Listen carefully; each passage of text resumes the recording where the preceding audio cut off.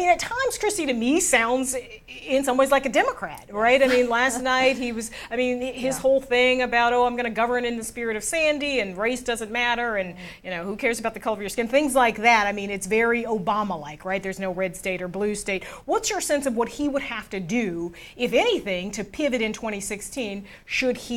Doesn't he have to go to the right in some ways, in the way that you saw from Romney? Well, I think certainly there are going to be certain economic issues, and he's gone to, he's fought over the public sector unions, and I think that's something that appeals to a lot of people in his base. But at the same time, you're right. I think on the environmental issues, on energy issues, these are things that are concerning to conservatives. But I think in the big picture, there's a lot of people who just want to win. Yeah, and how worried should Democrats be about Chris Christie, this big personality, New Jersey guy? He's eating donuts on David Letterman's show.